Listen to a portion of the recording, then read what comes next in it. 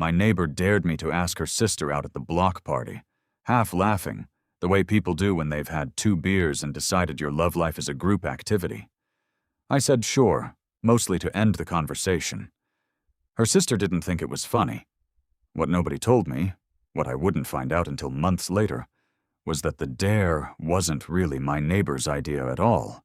Before we begin this story, we'd like to ask you something. How are you feeling today? Are you arriving here after a long day, from home, from work, or while taking a short moment to rest? Whatever your situation may be, we're truly happy to have you here. Make yourselves comfortable, because this story is for you too. My name is Ryan Callahan. I'm 32 years old. I design buildings for a living, which means I spend most of my days solving problems that exist mostly on paper, and considerably less time solving the ones that show up uninvited at neighborhood parties. The block party happened every July, organized by Jess Monroe with the specific enthusiasm of someone who believed that community bonding was both a civic duty and a personal mission. Jess lived 2 houses down, ran the neighborhood email chain with military precision, and had somehow convinced 14 households to show up every summer with lawn chairs and covered dishes, which was either impressive or alarming, depending on how you felt about organized fun. I had lived on the street for just over a year, long enough to know everyone's names, short enough that Jess still referred to me at neighborhood meetings as our newest addition, which made me feel like a piece of furniture someone had recently moved in. It was a Saturday evening in late July. The kind of evening Chicago produces about 6 times a year, where the heat finally backs off enough to remind you why people choose to live here. String lights were strung between the old oak trees lining the Hendersons' driveway. Someone had set up a speaker near the folding tables, playing the kind of playlist that suggested the person controlling it was trying to appeal to every decade simultaneously and succeeding at none of them. I was standing near the drink coolers, holding a beer I'd been nursing for 40 minutes, when Jess appeared at my elbow with the specific momentum of someone who had been building toward a conversation for longer than the conversation warranted. "You've been single since you moved in," she said, skipping the part where she pretended this wasn't what she'd come over to discuss. "That's accurate," I said.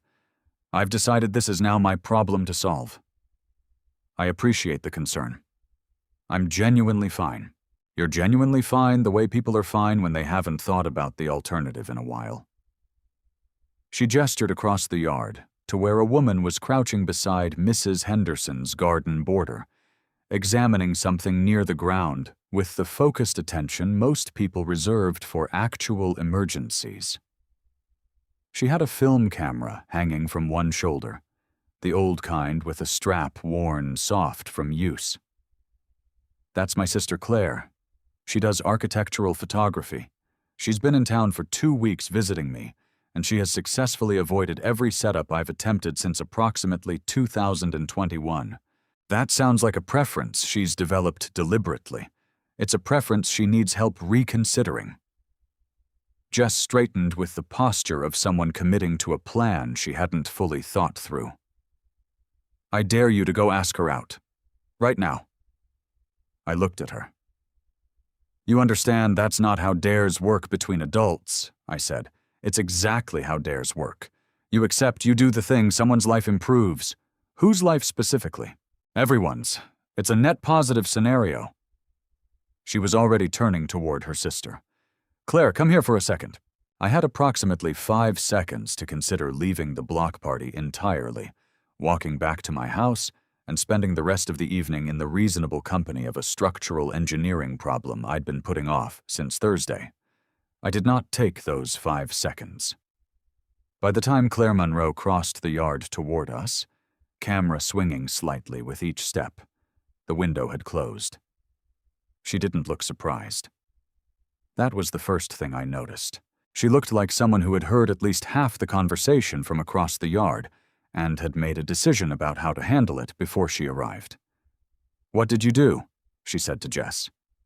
"Not a question exactly. I introduced you. This is Ryan. He lives 2 houses down. He designs buildings, and he has been single for the entire duration of his residency on this street, which I find both statistically unlikely and personally fixable.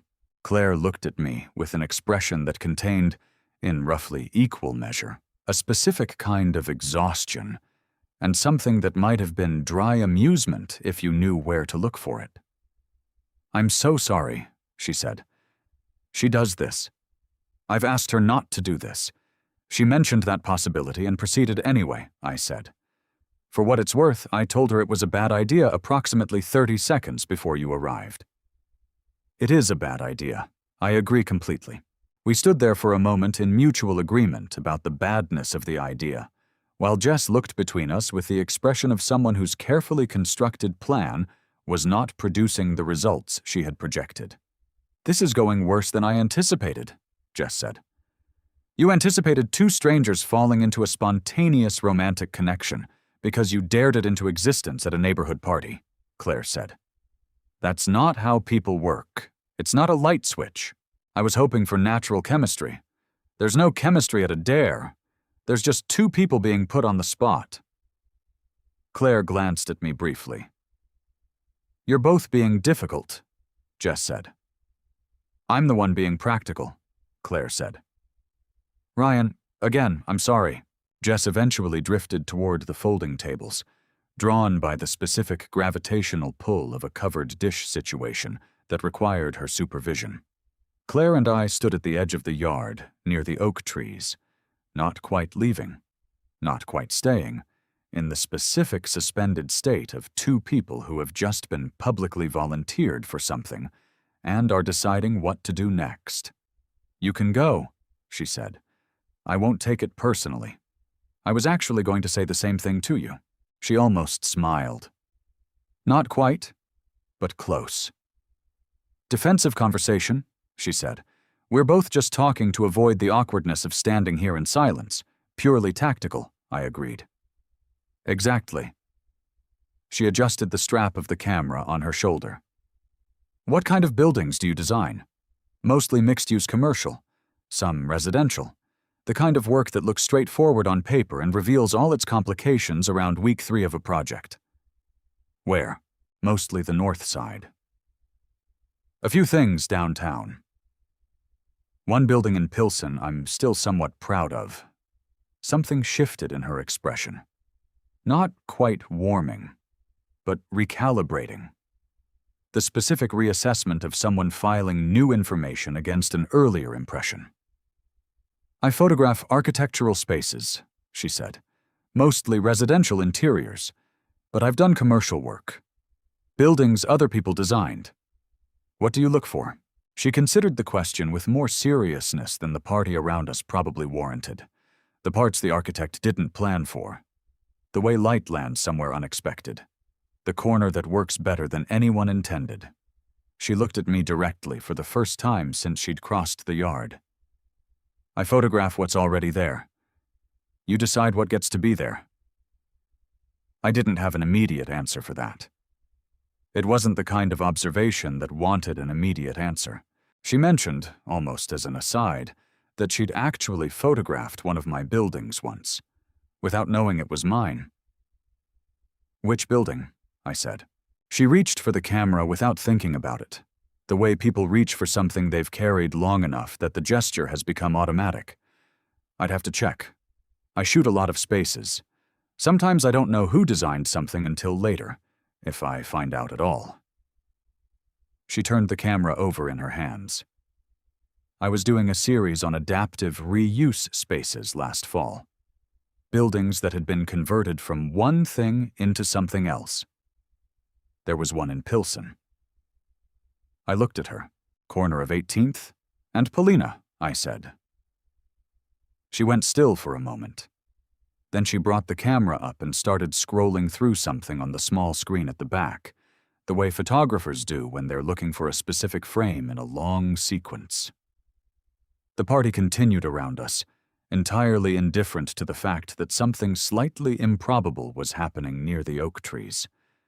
She turned the camera toward me. It was my building. The one I'd spent 11 months on. the one that had started as a decommissioned printing facility and ended as a mixed-use space with a bakery on the ground floor and studio apartments above. She had photographed it from the southeast corner in late afternoon light, at an angle I had never considered during the design process, and the building looked in her photograph like something different from what I had designed. Not worse. Just seen from a direction I hadn't thought to look. That's the one, I said. You designed that? I did. She looked at the photograph, then at me, with the specific expression of someone recalibrating an assessment they'd thought was already complete. I shot that in October. I found the space through a listings database. I didn't know who the architect was. What made you choose that angle? The shadow line on the east facade. It does something interesting around 4 in the afternoon. I went back 3 times before I got the light I wanted. She paused. Most architects don't know about the shadow line. I knew about it, I said. I just didn't know someone had photographed it. Jess reappeared at the edge of our conversation with a plate of something, and the expression of someone who believed her plan was finally unfolding correctly. Neither of us acknowledged her. She stood there for a moment, then drifted back toward the folding tables with the specific deflated momentum of someone realizing they had become irrelevant to their own scheme. Claire and I talked for another 40 minutes, purely defensively, about nothing in particular. Her work, my work, the specific indignity of clients who described what they wanted in terms of other buildings they'd seen on the internet. She had a dry precision to the way she talked about her job, the kind that came from genuinely finding it interesting despite its occasional absurdities. I told her about a current client who wanted a residential addition that looked like a lighthouse, despite living in a landlocked neighborhood in Evanston and owning no boats. She found this disproportionately funny for a story about a building. Near the end of the evening, the string lights came on as the sky went dark, and Claire checked the time on her phone with the expression of someone who had stayed longer than they'd planned. I should go, she said. Early shoot tomorrow. What are you photographing? A renovation in Wicker Park. Someone converted a coach house into a studio. She slid the camera strap back onto her shoulder. The southeast corner faces east. Probably decent light around 7. She said it the way people say things they don't mean to say out loud. I watched her walk back across the yard toward Jess, camera swinging slightly with each step, and stood there with the specific feeling of someone who had arrived at a party, expecting nothing in particular, and was leaving with something they hadn't planned for, and weren't quite ready to name yet. I texted Jess the next morning and asked for Claire's number.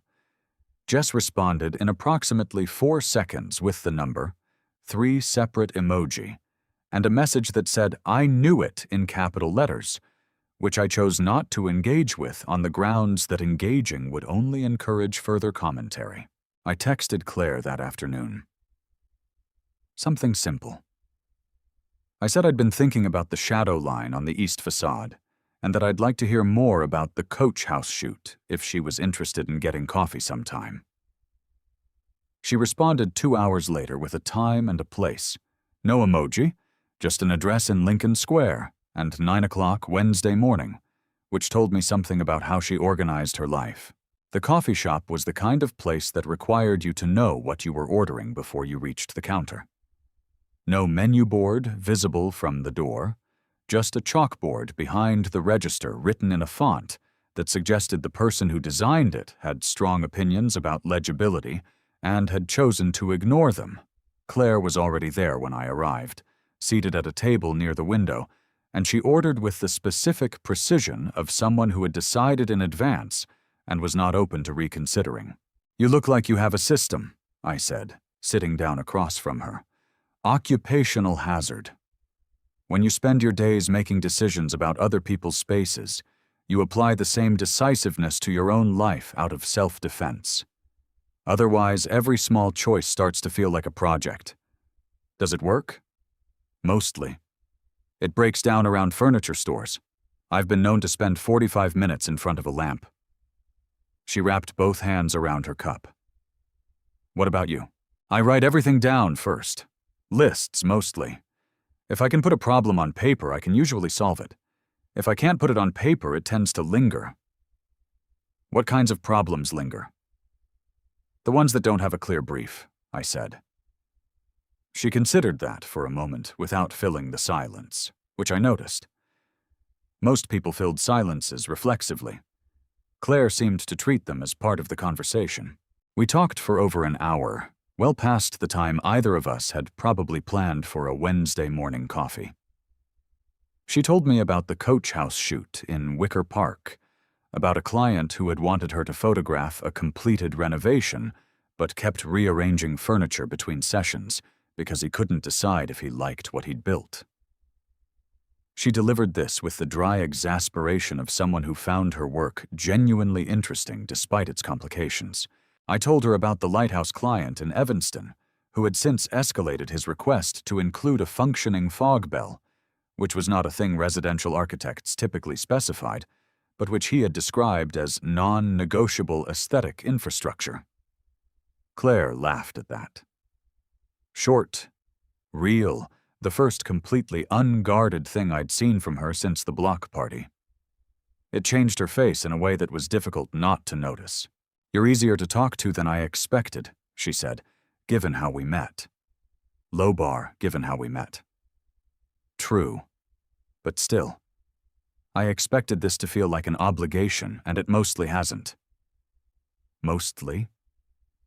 There was a brief moment when you described the fog bell with that much architectural seriousness. I thought you might actually be considering it. I considered it for approximately 90 seconds. The zoning implications alone were prohibitive. She smiled at that. Smaller than the laugh, but real in the same way. Near the end of the coffee, she reached into her bag for her phone and knocked her memory card loose from the front pocket without noticing. It slid to the edge of the table and sat there while she scrolled through her calendar checking a shoot time. She said goodbye, thanked me for the coffee with the specific sincerity of someone who meant it, and walked out the door. I noticed the memory card after she'd already gone. I picked it up off the table and went after her. She was in the parking lot, keys already out, when I caught up.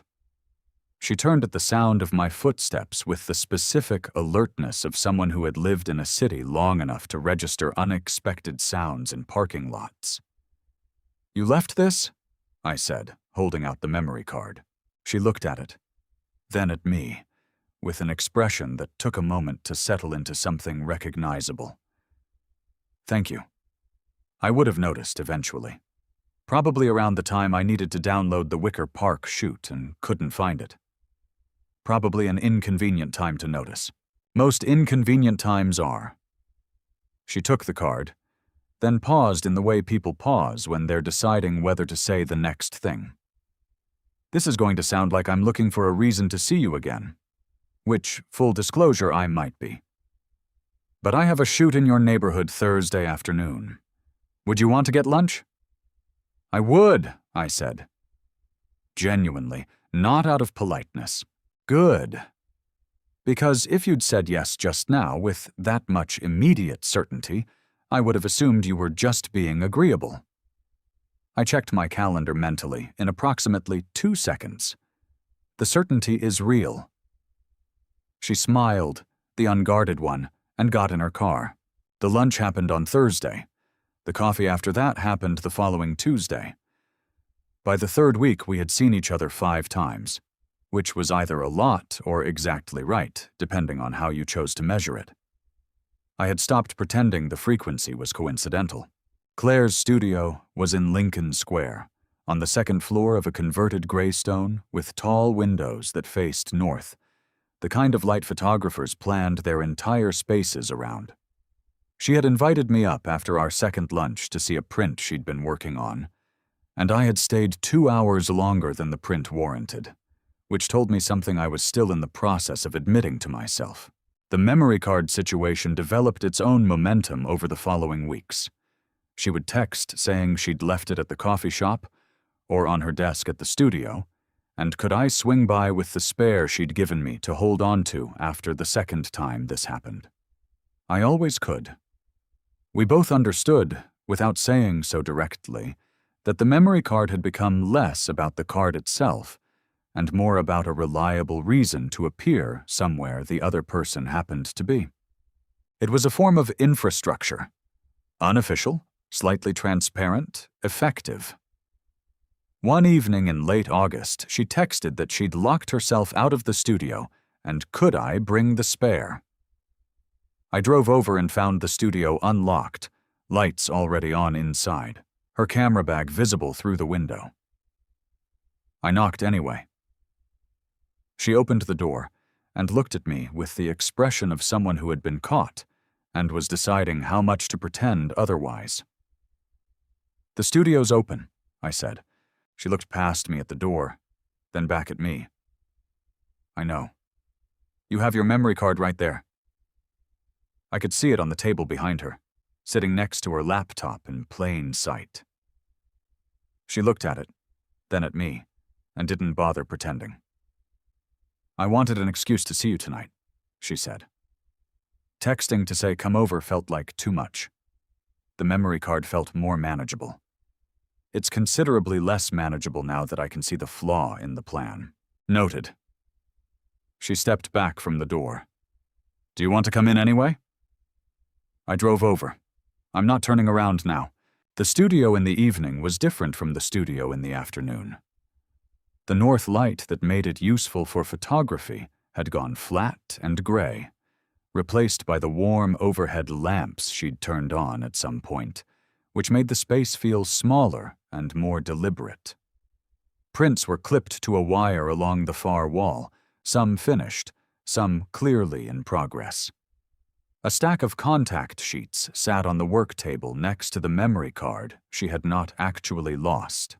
She sat down on the floor with her back against the work table, which I understood to be an invitation, and I sat down across from her with my back against the opposite wall. She pulled a folder of contact sheets onto her lap and started going through them the way she did when she was thinking about something else, fingers moving through the frames without really looking. "You don't have to manufacture reasons," I said. "You can just tell me you want to see me." She kept her eyes on the contact sheets for a moment. "That's a more direct approach than I usually take. I've noticed. Is it a problem?" "No. I'm just letting you know the option exists." She set the folder down on the floor between us and looked at me directly, which she did less often than most people, and which I had come to understand meant something when she did. "I'm not good at this part," she said. "The part where you tell someone what you actually want before you know for certain they want the same thing. I find the risk calculation uncomfortable. Most people do. I manage it by creating situations where the other person has to make the first move, which is a strategy I recognize is not entirely fair." She picked up the corner of a contact sheet and set it back down. The memory card was not an accident the first time either, by the way. "At the coffee shop." I looked at her. "I know," she said. "I'm aware of how that sounds. It sounds like you've been managing the risk calculation from the beginning. I have been managing the risk calculation from the beginning." She said it without apology, which I respected. "I just didn't expect you to be this easy to talk to." It made the calculation harder to maintain. Outside the studio windows, the street had gone quiet, the particular quiet of a Chicago evening in late August, when the heat finally releases and the city exhales. I could hear a train somewhere in the middle distance, the low sound of it moving through the neighborhood. "You don't need an excuse," I said.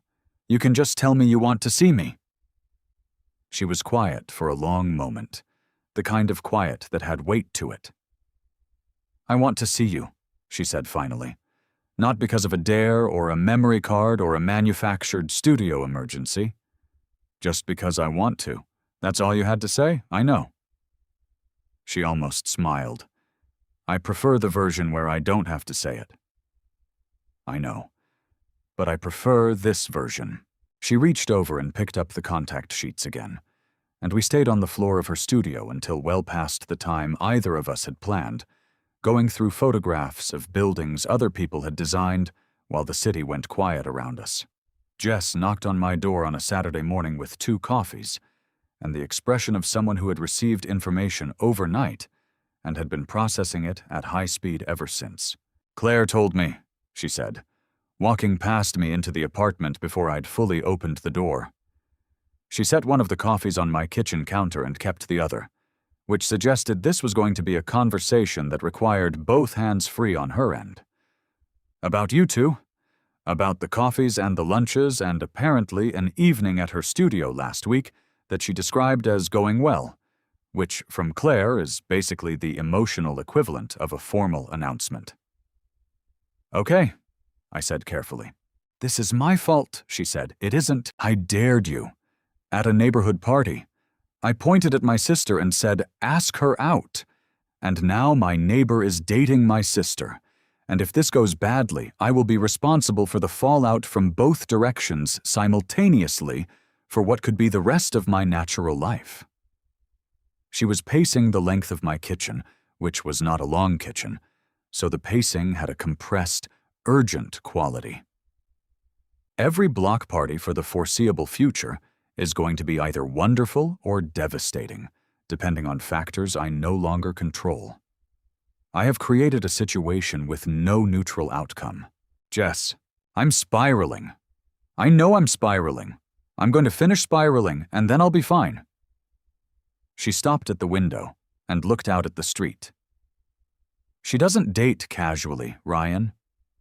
Claire doesn't let people see the ordinary parts of her life. She keeps things curated, controlled. The fact that she described an evening at her studio as going well means she let you see something she doesn't usually let people see. And if I accidentally engineered that situation and it falls apart, I will have done real damage to someone I love over a dare I made, because I'd had 2 beers and a bad idea. I waited until she'd finished. "Can I say something?" "Yes." Claire is one of the most deliberate people I've met. She doesn't get moved into situations she hasn't already decided she wants. If she didn't want this, she would have told you within 30 seconds of you introducing us at the block party. And you know that about your own sister better than I do. Jess was quiet for a moment, some of the frantic energy receding slightly from her posture. "She is stubborn," she admitted. "Spectacularly stubborn. Our mother used to say Claire decided what she wanted by age 6, and all subsequent negotiations were formalities. So doesn't it seem more likely that she's choosing this because she wants it, rather than because you accidentally pressured her into something she's been too polite to exit for several weeks?" Jess looked at her coffee. "I hadn't considered that version. You've been imagining the disaster scenario. I'm very good at imagining disaster scenarios. It's a skill that has served me well as a block party organizer and poorly as a sister." She sat down on my couch with the deflated momentum of someone whose spiral had finally run out of fuel. "Do you actually like her? Not because it's convenient, or because she's interesting, or because the whole thing started as a dare?" "Actually." I looked at her steadily. "Significantly," I said, "in ways that have surprised me, given how the whole thing started." Jess exhaled slowly, something settling in her expression that looked like relief, arriving after a genuinely anxious stretch. "Okay," she said. "Okay, I'm going to stop now." She picked up her coffee. "She doesn't let people in easily, Ryan. You know that, right?" "I know," I said. "That's why I'm not taking it lightly." Jess looked at me for a long moment, then nodded once, the specific nod of someone making a decision they intended to hold themselves to. She came over for dinner on a Thursday evening, 3 weeks after the studio night, which had become by then a normal enough thing that neither of us remarked on it. I cooked, she brought wine, and we moved around my kitchen with the specific, comfortable ease of 2 people who had stopped being careful about taking up space in each other's lives. She was quieter than usual.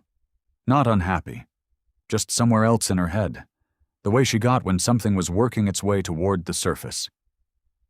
I noticed she hadn't touched her camera all evening, which she'd set on the counter when she came in and left there. Claire without her camera was a different version of Claire. More present, somehow. Less insulated. I was at the stove when she spoke. "Can I tell you something I haven't said yet?" "Yes," I said, without turning around immediately, because I had learned that Claire said difficult things more easily when she wasn't being watched too directly. The dare at the block party. She paused. It wasn't entirely Jess's idea. I turned around then. She was standing at the counter with both hands wrapped around her wine glass, not drinking, just holding it. "I'd seen you before the block party," she said. "You moved in last June, and I was visiting Jess that weekend, helping her with something, and you were in your front yard arguing with a folding table that kept collapsing. You'd gotten visibly frustrated with it in a way I found unexpectedly interesting. And when I offered to help, you said you refused to be defeated by furniture, and then you fixed it with a piece of gravel wedged under the leg, which was simultaneously the most impractical and most specific engineering solution I had ever witnessed. I didn't remember this. I remember it precisely," she said.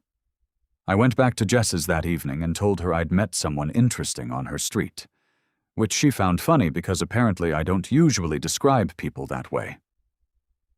She set the wine glass down carefully. I thought about that conversation more than made sense for something that had lasted 15 minutes. So when Jess called me 2 weeks before the block party and asked if I was coming to visit, I told her I'd been thinking about her neighbor, the architect. I gave her your name. I gave her your... The kitchen was very quiet around us. Outside, a car moved slowly down the street and was gone. "I knew what she'd do with that information," Claire said. "Jess cannot leave a situation alone once she's decided it's an opportunity. I gave her your name because I wanted it to be you, and I didn't have the nerve to make that happen directly, so I used the most reliable indirect method available to me." She looked at me steadily. "I asked her to choose you?" "Not in those words, not bravely. But I put your name there on purpose." I set down what I was holding and looked at her across the kitchen. "The memory card at the coffee shop," I said, "was not an accident. I told you that already. The first time you came to the block party, you didn't look surprised when Jess called you over." I wasn't surprised. I'd been waiting to see how she was going to do it. I crossed the kitchen and stood in front of her. She held my gaze with the specific steadiness of someone who had decided to be honest about something and was going to see it through regardless of how it landed. "I used my sister's worst quality as a tool," she said, "because it was the only tool I trusted to actually work. I wanted you to know that. I didn't want you to think this was an accident that happened to us." I reached out and held both her hands, carefully, the way you hold something you don't want to drop. "I'm glad you used the tool," I said, "even though none of it was really an accident. Especially because of that. Claire had decided we should tell Jess together.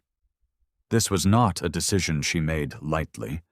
She spent 2 days after the confession turning it over the way she turned things over, quietly and thoroughly, before arriving at the conclusion that Jess deserved to know she hadn't caused something by accident.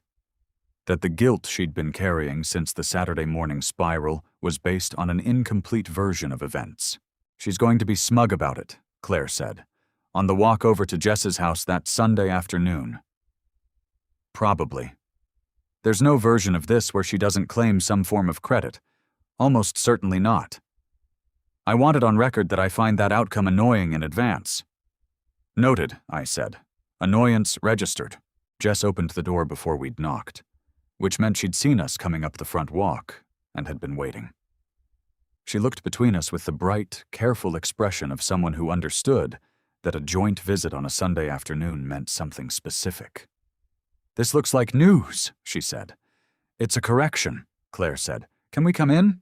We sat in Jess's living room, the afternoon light coming through the west windows in long, flat angles. Jess sat across from us with her hands folded in her lap, which was unusual enough that I noticed it. Jess with still hands meant Jess paying close attention, The dare at the block party, Claire said. I need to tell you something about that. Okay. I gave you Ryan's name. Before the party. When you called 2 weeks before and asked if I was coming to visit, I told you I'd been thinking about your neighbor. I told you his name. She held Jess's gaze without looking away. I knew what you'd do with that. I gave it to you anyway. On purpose. Jess was very still for a moment.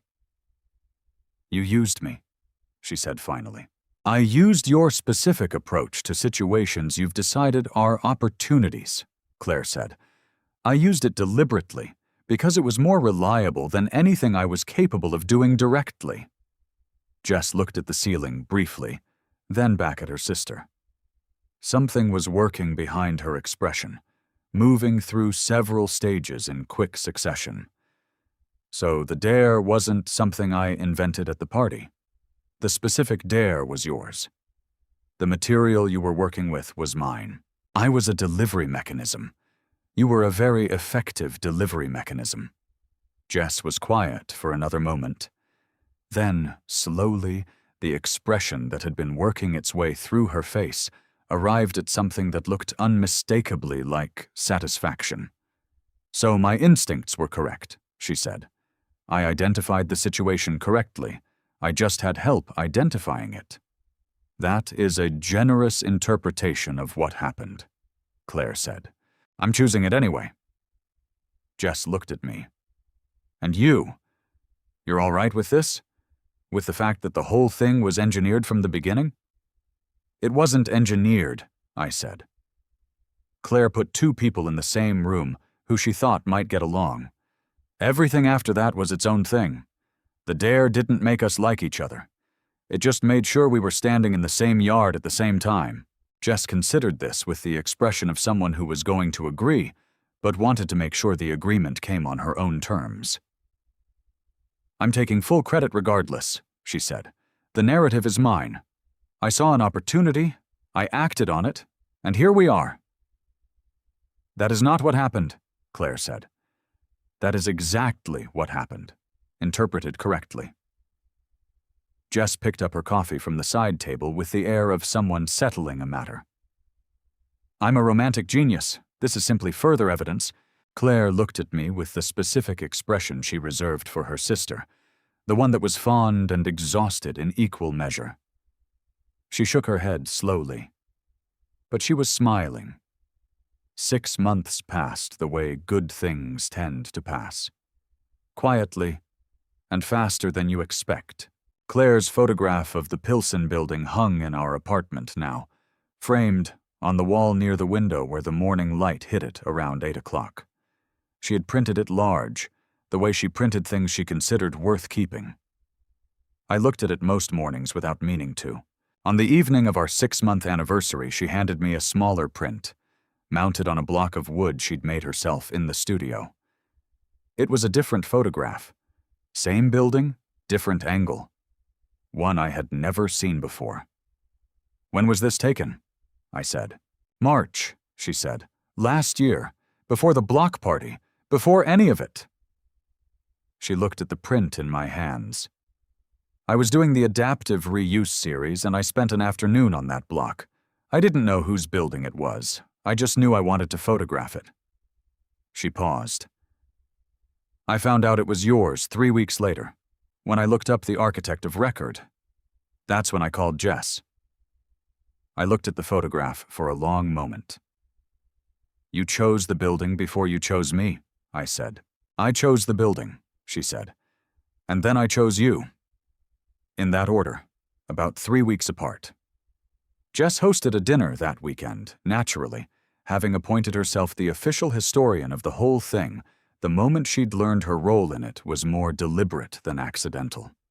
She toasted to what she called my greatest instinct, expertly executed, which Claire declined to dignify with a response.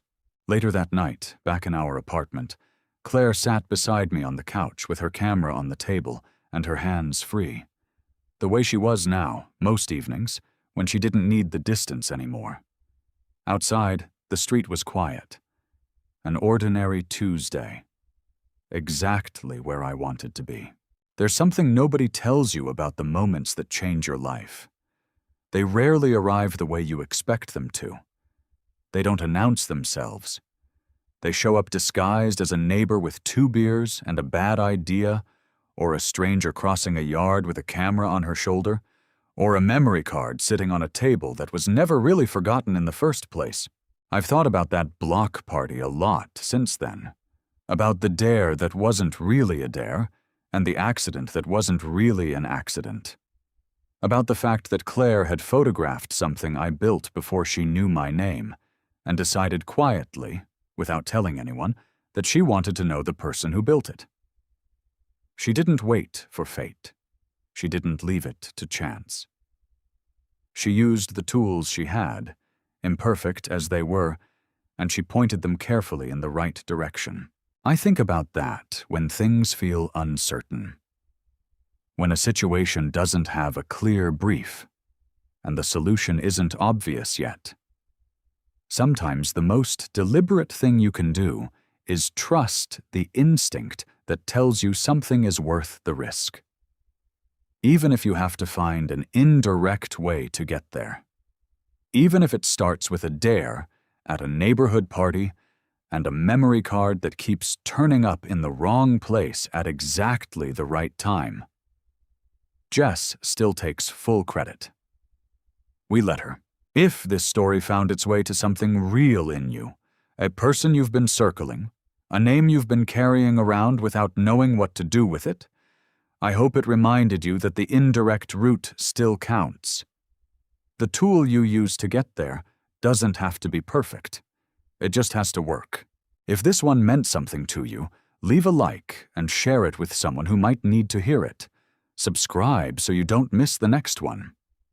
And tell me in the comments, have you ever found out that the accident that brought you together was actually someone's quiet, deliberate choice all along?